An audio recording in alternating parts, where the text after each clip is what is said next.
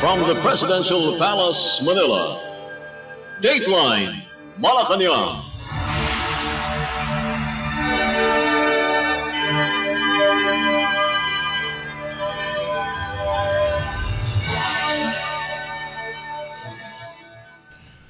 Good day. This is Dateline Malacañang. Philippine President Ferdinand R. Marcos Jr. on Thursday evening conveyed his deepest condolences to India following the deadly plane crash in the western city of Ahmedabad. In a post on X, the president extended his heartfelt condolences to Prime Minister Narendra Modi, the government of India, and especially to the families and loved ones of all those who lost their lives. The Philippines stands in full solidarity with the people of India following the tragedy. Air India Flight AI-171, carrying 242 people, crashed in the Meghaninagar residential area shortly after takeoff from Sardar Vallabhbhai Patel International Airport in India's western state of Gujarat, according to India's Civil Aviation Directorate General. All but one passenger, a British national of Indian origin, died from the tragic incident. At least 5 students were also killed and several injured when the London-bound plane slammed into a medical college hostel, with Ahmedabad police confirming that 25 people were injured on the ground. Of the 242 people on board the plane, 169 were Indian nationals, 53 were from the United Kingdom, 7 from Portugal, and 1 from Canada, in addition to 2 pilots and 10 members of the cabin crew. Dateline Malacañang. Philippine President Ferdinand R. Marcos Jr. on Thursday said, "The country, which has gone a long way from a fledgling republic to an active and responsible member of the community of nations, is seeking an alliance that is based on mutual respect, reciprocity, and shared goals."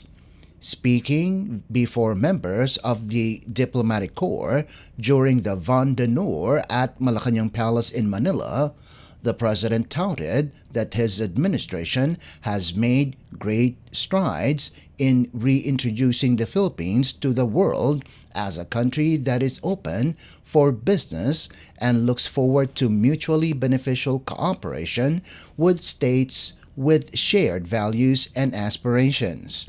President Marcos also emphasized that since the Philippines achieved its freedom, it has unremittingly defended our sovereignty and territorial integrity in the face of all adversity. The chief executive said, "The Philippines' growth and feats have enabled the country to play significant roles in the global discourse of climate change, human rights, migration, regional stability, and freedom in the seas, and most other issues."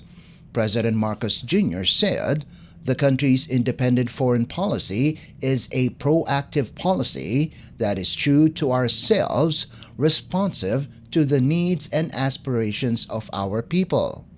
The Philippine president thanked the members of the Diplomatic Corps for their continued support for the Philippine government's economic initiatives and endeavors, especially in strengthening bilateral ties with partner countries in key areas of mutual interest, including people-to-people linkages.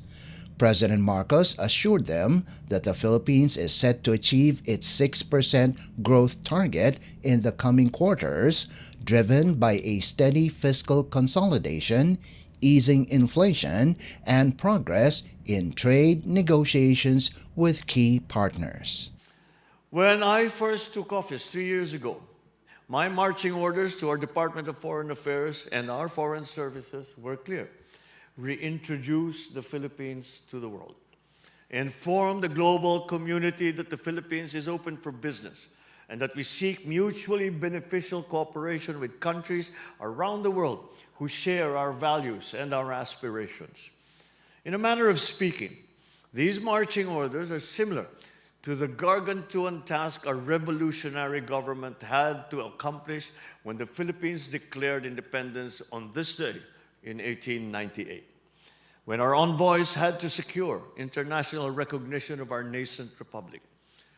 127 years later, our diplomats are tasked to secure international support for the Philippines' national development agenda and the global recognition of our role as a reliable partner, a trusted peacemaker, and an innovative pathfinder. I am pleased that we have made such great strides in this endeavor. With the indomitable spirit and resilience of the Filipino people, we have kept the torch of hard-won freedom lit and ablaze to this very day. And we have unremittingly defended our sovereignty and territorial integrity in the face of all adversity. Our country has since gone a long way from a fledgling republic to an active and responsible member of the community of nations. Our growth as a country has allowed us to play significant roles in the global discourse on climate change, human rights, migration, regional stability, and freedom in the seas, and amongst other issues. More than that, we have also expanded our diplomacy to include serving as consensus builders between and amongst nations on issues of international significance. We have positioned ourselves on the world stage so we can participate in international dialogue, safeguard our national interest, and contribute to the common good. Since taking the mantle of the presidency 3 years ago, I have made several pronouncements about charting an independent foreign policy as a constitutional mandate. Our independent foreign policy is informed by our development goals and reflects our national priorities. Ours is a proactive policy that is true to ourselves, responsive to the needs and aspirations of our people. Our engagements with the world are geared towards building peace and cooperation and to foster enduring partnerships. We build bridges, not walls. We forge alliances that are based on mutual respect, reciprocity, and shared goals. Given our own domestic priorities for socio-economic transformation, our foreign policy promotes development through the strategic conduct of diplomacy. Our foreign policy strategic outlook is anchored in a long-term vision in Ambisyon Natin 2040 and the agenda of the Bagong Pilipinas, or the New Philippines. You just heard Philippine President Ferdinand R. Marcos Jr. Dateline Malacañang. Philippine President Ferdinand R. Marcos Jr. on Thursday called on his fellow Filipinos to protect the nation from fake news and misinformation, which he said are the scourges of our freedom. In his speech during the Grand Parade at the Quirino Grandstand in the city of Manila to commemorate the 127th Independence Day, the President said, "Limitless lies, fake news, and misinformation are the scourges of our freedom." While the President stressed that giving an opinion or criticism under the Bagong Pilipinas or New Philippines is not a sin, but rather gives life and brilliance to the country's democracy. The President cited the need to combat the lies. President Marcos said freedom must be nurtured, guarded, and fought for, telling Filipinos that is not just something they inherit, but a right that we must protect every single day. If we look at what is happening around the world today, freedom is fleeting. Fake news, misinformation, herd mentality can erase our way of life, our culture, our value system that we hold so dear. Ang mga kasinungalingan walang hangganan, mga balitang walang katotohanan at maling impormasyon, ito ang mga salot sa ating kalayaan. Nakakalungkot din na may ilan din sa ating mga kababayan ay pinipilit ang maling paniniwala para sa interes ng iba at hindi para sa kapakanan ng ating mga kababayan Pilipino. Maging mapanuri tayo lagi. Alamin natin ang totoo. Labanan ang mga kasinungalingan. Piliin natin maging tapat kahit walang nakakakita. Piliin natin na manindigan, lalo na kung may nagkakamali. Piliin natin ang pagkakaisa sa gitna ng pagkakaiba. President Marcos also stressed that indifference is the real enemy of freedom. The chief executive reminded the public servants to provide real service to the Filipinos to give them a more comfortable life. President Marcos Jr. said those who will abuse their authority and fail to fulfill their duty to serve the public will be held accountable. Ang totoong kalaban ng kalayaan ay ang pagiging manhid. Manhid sa hinain ng taong bayan, manhid sa kalagayan ng ating kapwa, manhid sa kapanganan ng ating bansa. Tayong mga kagawad ng pamahalaan, mga tagapagmana ng kalayaan, huwag nating sayangin ang pagkakataon at tiwalang ipinagkaloob sa atin. Pananagutan, yan ang sigaw ng sambayanan. Mula sa sirang tulay, kalsada, mahal na pagkain, kakulangan ng kuryente, ang nais ng taong bayan ay tunay na pagkilos at na pagserbisyo. Ang solusyon ay ang pagpapaginhawa ng buhay ng bawat isa. Bilisan ang pagtugon sa mga ngailangan ng ating mga kababayan, taasan ang kalidad ng serbisyo at iwasto ang ating pagkukulang.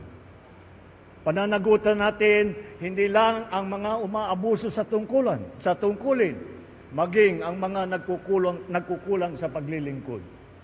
Dahil mas madadama ng Pilipino ang kalayaan kung may pagkain sa hapag, may maayos na transportasyon, may gamot para sa mga may sakit, at may dignidad ang bawat manggagawa. At sa mga kapwa kong Pilipino, patuloy natin ipaglaban ang ating kasarinlan. Huwag natin kakalimutan na ang kalayaan ay hindi ibinibigay. Before attending the parade, the President led the nationwide commemoration of Philippine independence with a solemn flag-raising and wreath-laying rites at the Rizal Park Monument in the city of Manila. President Marcos laid a wreath before the monument of national hero Jose Rizal, whose influential works, including his novels Noli Me Tangere and El Filibusterismo, ignited the movement for the country's independence. Simultaneous flag-raising and wreath-laying ceremonies were also held at the Dambanang Emilio Aguinaldo in Cavite Province, Baraswain Church in the city of Malolos, Bulacan Province, Pinaglabanan Memorial Shrine in San Juan City, Mausoleo de los Veteranos de la Revolucion in Manila North Cemetery, Andres Bonifacio National Monument in Caloocan City, and the Museo ng Kasaysayang Panlipunan ng Pilipinas in Angeles City, Pampanga Province. This was followed by a grand float parade revisiting 7 pivotal events in Philippine history. Each float presents a story of heroism from different regions, giving life to key moments that shaped the nation's journey to freedom. Members of the Armed Forces of the Philippines, or AFP, were also featured in the parade, representing the ongoing commitment to national sovereignty and public service. The festival parade also showcased iconic celebrations from various provinces, highlighting the country's rich cultural heritage and the unique traditions that have flourished through generations of freedom. Dateline Malacañang. King Mohammed VI of Morocco extended his greetings to President Ferdinand R. Marcos Jr. as the Philippines celebrates the 127th Independence Day on Thursday. In a letter addressed to the chief executive, the Moroccan leader said he looks forward to the further growth of Philippine-Morocco relations in the years ahead. The Moroccan king said he was satisfied with the country's steadily developing relations, which are rooted in friendship and cooperation.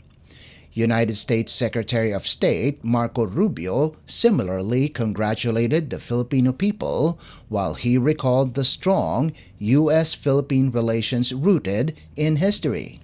In a press statement, Rubio said, "The steadfast friendship between the United States and the Philippines is rooted in both nations' long history, marked this year by the 80th anniversary of shared sacrifice that led to the victory in World War II. Recent strides in security collaboration and energy," Rubio said, "reflect the mutual priority the two states place on enhancing the relations." Rubio said the U.S. is committed to working alongside the Philippines as friends, partners, and allies to achieve shared goals of peace, security, and prosperity. Australian Minister for Foreign Affairs Penny Wong, meanwhile, conveyed her greetings over X to the people of the Philippines and the many Filipino-Australian communities. She added that as close friends and partners, both countries share a vision for a peaceful, stable, and prosperous region. The embassies of Japan, New Zealand, Canada, Norway, and Denmark also sent their Independence Day greetings in separate statements. The Japanese embassy in Manila said Tokyo continues to share a common vision with Manila in building a world where peace, freedom, and democracy prevail. Dateline Malacañang. Philippine House Speaker Ferdinand Martin Romualdez on Thursday led the House of Representatives in commemorating the 127th anniversary of Philippine independence, calling on Filipinos to honor the country's heroes by protecting democracy, promoting inclusive development, and uniting behind President Ferdinand R. Marcos Jr.'s Bagong Pilipinas vision. In his message, Romualdez said that Independence Day reminds us that freedom must be protected, nurtured, and used to uplift the lives of every Filipino. The leader of the House of Representatives paid tribute to the sacrifices of Filipino heroes who, more than a century ago, fought against colonial rule and laid the foundation for a sovereign, democratic Philippines. The House, Romualdez said, joins the entire nation in reaffirming a collective duty to preserve the ideals of the country's forebearers through laws that uphold democracy, protect the rights of citizens, and enable genuine and inclusive progress. The House chief added that the spirit of the country's heroes lives on in every Filipino who stands for truth, serves with integrity, and works to build a nation that is free, just, and strong. Dateline Malacañang.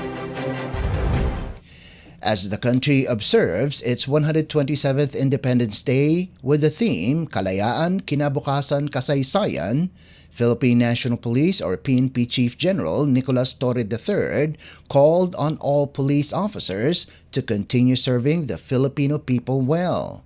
In a statement on Thursday, Torres said, as protectors of peace and defenders of democracy, the PNP stands in solidarity with the Filipino people in upholding the hard-earned freedom that defines our identity as a sovereign nation. Torres said the PNP takes this opportunity to reaffirm its role in safeguarding the rights and liberties of the Filipino people, a responsibility deeply rooted in the ideals of the country's heroes. The PNP chief said This year's theme reminds us that the story of the Philippines' independence is not only one of the past, but a continuing narrative that shapes the future. He vowed to fulfill their mandate to build a peaceful and orderly society guided by the visionary leadership of President Ferdinand R. Marcos Jr. and anchored in the national aspiration for a bagong Pilipinas or New Philippines.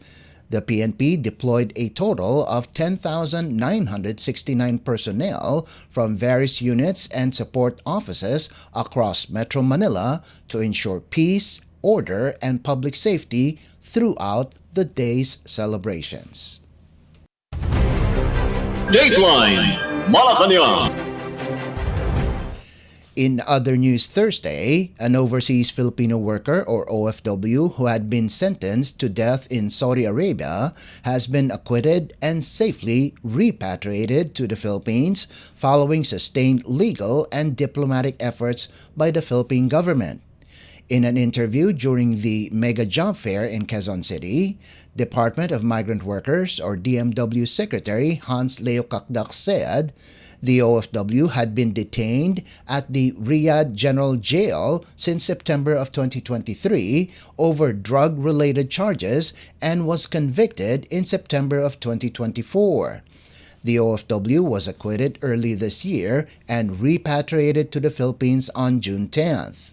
Kakdak assured that the agency will further strengthen their legal assistance programs. He credited the OFW's release to the effective legal representation and strong government coordination led by the DMW in partnership with the Department of Foreign Affairs and the Overseas Workers Welfare Administration or OWA.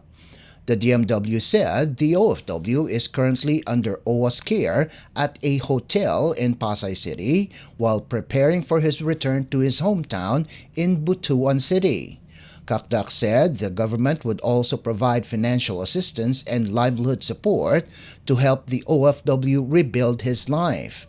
The DMW secretary disclosed that approximately 60 Filipinos are on death row around the world. He said the majority are in Malaysia, followed by Saudi Arabia.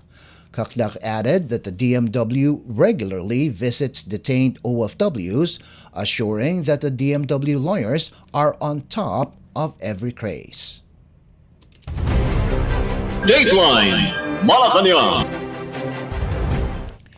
And finally, Transportation Secretary Vince Dizon on Thursday assured that the Metro Rail Transit Line 7 or MRT7 will begin operation by 2027, before the end of the term of Philippine President Ferdinand R. Marcos Jr.